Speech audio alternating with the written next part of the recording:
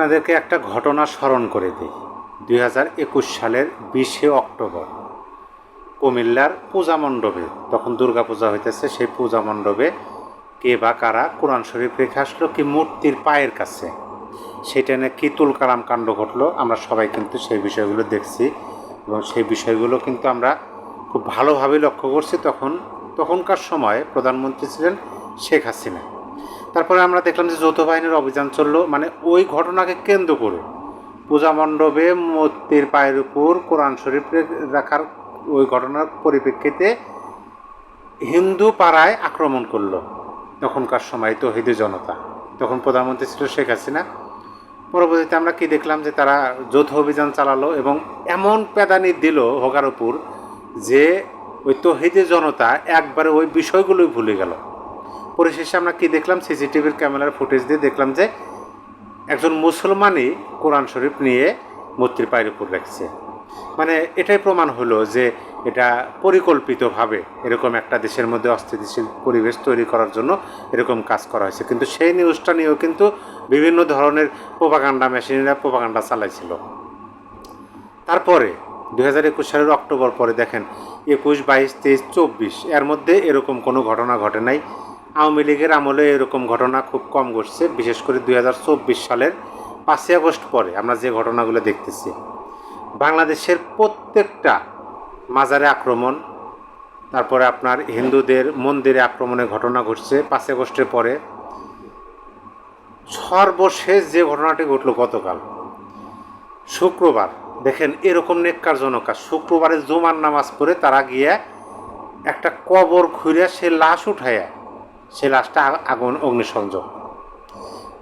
এর চেয়ে বর্বরতার কি হতে পারে?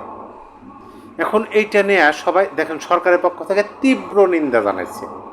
আপনি ভাবুন যে সরকারের রাষ্ট্র পরিচালনা করতেছে সেই সরকার এই ঘটনার তীব্র নিন্দা জানাইছে। এই ঘটনার তীব্র নিন্দা কি মানে এই প্রথম সরকার জানালো না, এর আগে অনেকগুলো ঘটনার তীব্র নিন্দা তো জানাবো আমরা দেশের জনগণ, আমরা যারা কথা বলি, আমরা দেখে যারা বুঝতেছি যে না এই কাজটা একদম বর্বর যুগের কাজ হয়েছে। সরকারের কাজ কি? সরকারের কাজ হলো অ্যাকশন নেওয়া। সরকারের কাজ হলো এই কাজটা যেন প্রথমে না হয় সেটা চেষ্টা করা। সেটাতে ব্যর্থ হয়েছে, হওয়ার পরে ঘটনা ঘটছে, তারা এখন তীব্র নিন্দা জানায় বলতেছে যে আইনের আওতায় আনা হবে। এরকম তো অনেক তীব্র নিন্দা দেখছি। কয়জনকে আইনের আওতায় নিয়ে আসছে? নুরা পাগলার দোষটা কী ছিল? নুরাল পাগলা তার দোষটা কী ছিল? তার দোষটা ছিল কি, তিনি একজন পীর ছিলেন। তার কবর দিছে সমতল ভূমি থেকে একটু উঁচুতে। সেটা নিয়ে মিটিং হয়েছে, আইন প্রশাসন জানছে এবং মাজার কর্তৃপক্ষ, তাদের মধ্যেও আলোচনা হইতেছে যে সেটা সমতল ভূমিতে নামিয়ে আনার। সেটা কি হলো? সমাবেশের মাধ্যমে সেখান থেকে এই তৌহিদে জনতা নামক দেওয়াল টপকায়া ভাঙচুর করছে। এগুলো আমরা দেখছি। কিন্তু এই ঘটনা বাংলাদেশের ইতিহাসে কেন বিশ্বের ইতিহাসে কোনো জায়গায় ঘটছে কিনা আমার জানা নেই। যে একজন মৃত ব্যক্তি তাকে কবর থেকে উঠাইয়া রাস্তা হাইওয়েতে নিয়ে আসা, সেখান থেকে বহন করে সেই পচা দুর্গন্ধ লাশ সেখান থেকে বহন করে হাইওয়েতে নিয়ে আসা এবং সেই হাইওয়েতে অগ্নিসংযোগ করা, সারা বিশ্ব এই বিষয়গুলো দেখতেছে না। আর এই সরকার তীব্র নিন্দা জানাইতেছে। আহারে, তীব্র নিন্দা দেওয়া মানুষ ধুয়ে পানি খাইব, এরকম পরিস্থিতি। যারা এই কাজগুলো করছে তাদের ধরে একদম মানে উচিত শিক্ষা দিতে হবে। দেখেন এইটা পরিপূর্ণভাবে দোষটা কাকে দিবেন আপনি? এই যে একটা ন্যাক্কারজনক ঘটনা, মানে ন্যাক্কারজনক কি এইটা আপনি ভাষায় প্রকাশ করার মানে শব্দই তো খুঁজে পাওয়া যায় না। বিশ্বে এরকম কোনো নজির আছে? বিশ্বে কোথাও এরকম কোনো নজির নেই। 5ই আগস্টে আর একটা ঘটনা কিন্তু ঘটছিল চট্টগ্রামে। আপনার জাসদের নেতা প্রয়াত মঈনুদ্দিন খান বাদল, তার কবর খুঁড়ে সে কবরে আগুন ধরে দিছিল। কত বড় বর্বর এরা মন মানসিকতা পোষণ করে। এদের যে মানে ছোটোবেলা থেকেই মাথার মধ্যে ঢুকে দেওয়া হয়েছে যে এইটা করা যাবে না, এইটা করলে পরে আমার সব, এইটা করলে আমার পাপ, এরকম যে ঢুকে দেওয়া হয়েছে। কিন্তু তারা এই বিষয়টা বোঝে না যে আমাদের ধর্ম তো মৃত ব্যক্তির হেফাজতের কথা বলা আছে, অথচ দেখেন টুপি পাঞ্জাবি পইরা এগলে নিয়ে যাইতেছে একটা মাজার ভাঙচুর করার জন্য। সেই মাজারের যে খাদেম ছিলেন, খাদেম মারা গেছেন, শতাধিক মানুষ আহত হয়েছে। আর এই ঘটনায় ইউনূস সরকার তীব্র নিন্দা জানাইতেছে। এইটা কোথা থেকে আসতেছে? বলতেছে যে শরিয়া পরিপন্থী, শরীয়তের বিপরীতে এই কাজগুলো হয়েছে, শরীয়তের সাথে সাংঘর্ষিক। তার মানে কি এই দেশে শরীয়ত ছাড়া আর কিছু থাকবে না? শরীয়ত ছাড়া আর কিছু থাকবে না? আমাদের ইসলাম ধর্মের মধ্যে তো অনেকগুলো মতাদর্শ আছে, অনেকভাবেই অনেকে এই বিষয়গুলো নিজেদের মতো করে পালন করে। শরীয়ত, তরিকত, হাকিকত, মারিফত, শরীয়তের মধ্যে তো অনেক পার্থক্য আছে। মাওলানাদের, বক্তাদের ওয়াজ প্যান্ডেলে ওয়াজ করতে আমরা শুনি, একে অপরের সাথে তারা যুক্তিতে সাংঘর্ষিক হয়। আর সেখানে এই দেশে আর কিচ্ছু থাকবে না, হিন্দু থাকবে না, বৌদ্ধ থাকবে না, মুসলিম থাকবে না, শুধু শরীয়ত থাকবে। এটাই তো। এইটা কেন্দ্রে কারা চায়? কারা শরীয়তের ভিত্তিতে রাষ্ট্র পরিচালনা করতে চায়, তাদের পরিচালনার বিষয়টা কি এরকমই হবে? এখন তো তাই বোঝা যাইতেছে। বাংলাদেশের রাজনৈতিক দলগুলো এখনও, আমি যে ভিডিও করতেছি এখন বাজে হচ্ছে আপনার 10টা 5, সেপ্টেম্বরের 5 তারিখ, আজকে সেপ্টেম্বরের 6 তারিখ, আজকে পর্যন্ত, এখন পর্যন্ত বাংলাদেশের কোনো রাজনৈতিক দলগুলো এর নিন্দা জানাইছে, কোনো বিবৃতি দিচ্ছে, দেয় নাই। অথচ এত বড় একটা ঘটনা ঘটে গেল। তাহলে কি আগামী শাসন ব্যবস্থা এরকমই হবে যে যারা ক্ষমতায় থাকবে তাদের যে মতাদর্শ তা ব্যতীত অন্য কেউ বাংলাদেশে তাদের মন মতো কোনো কাজ করতে পারবে না, সেটা আইন অনুযায়ী হোক বা অন্য কোনোভাবেই হোক? যারা এই কাজটা করছে তারা তো নির্দ্বিধায় আইন বিরোধী কাজ করছে। সন্ত্রাস বিরোধী আইনে মুক্তিযোদ্ধাদের অ্যারেস্ট করা হয়, সন্ত্রাস বিরোধী আইনে সাংবাদিকদের অ্যারেস্ট করা হয়। অথচ যারা সন্ত্রাসীর কাজ করতেছে, কবর খুঁড়ে লাশ অগ্নিসংযোগ করতেছে, তাদের বিরুদ্ধে এই আইন প্রয়োগ হচ্ছে না। ডক্টর মোহাম্মদ ইউনূস সাহেব তাদের বিরুদ্ধে সন্ত্রাস বিরোধী আইন প্রয়োগ করতে পারতেছে না, তার তীব্র নিন্দা জানাইতেছে বিবৃতি দিয়ে। নুরা পাগলার দোষটা কি ছিল? তিনি মারা গেছেন কবে? 2025 সালের 25শে আগস্ট, এই বছরের 25শে আগস্ট তিনি মারা গেছেন।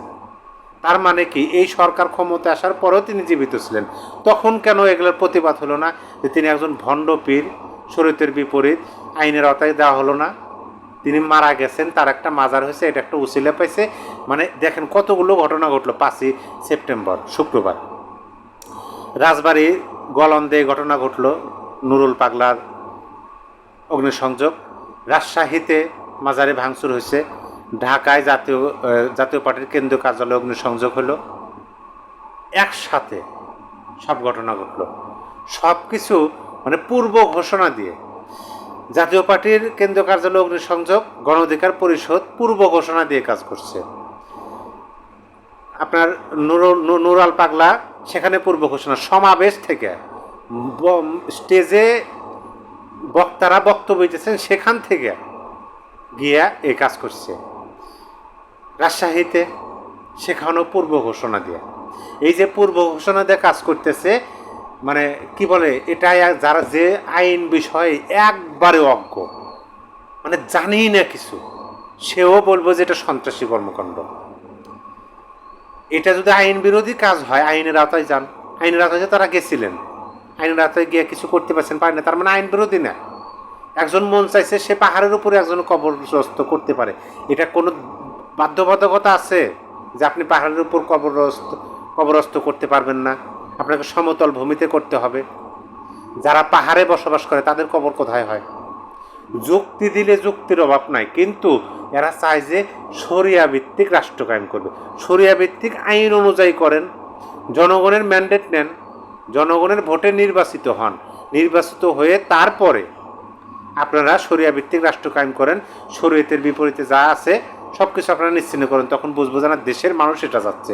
কিন্তু এখন এই কতিপয় 50, 60, 150 মানুষ মব সৃষ্টি করবেন, তৌহিদি জনতা কইরে এরকম এরা ওই যে সাবেক প্রধানমন্ত্রী শেখ হাসিনার কথা সত্য, যে এরা দেশেরও শত্রু, ধর্মেরও শত্রু।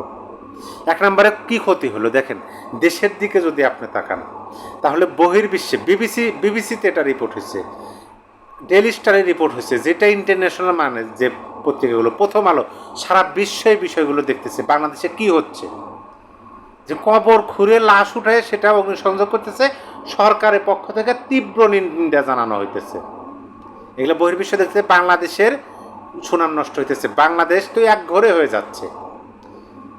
দেশের ক্ষতি হলো, ধর্মের ক্ষতি, এই ইয়াদের জন্যই, এই মানে কি বলে তথাকথিত তৌহিদি জনতার কারণেই আমাদের মুসলিম ধর্মের অনুসারী যারা আমরা আছি তারা বহির্বিশ্বে আমাদের মাথা নত করে চলতে হয়।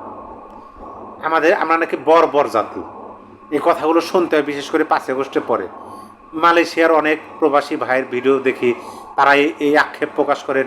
সৌদি আরব, সেই রাষ্ট্রগুলো তো ইসলাম ভিত্তিক রাষ্ট্র, মুসলিম কান্ট্রি, সেখানেও আমরা মুসলিম, তারপরে আমাদেরকে বর্বর জাতি বলা হয়, আমাদেরকে ধিক্কার জানানো হয় যে তোমরা তো নিজেদের ভালো নিজেরা বোঝো না।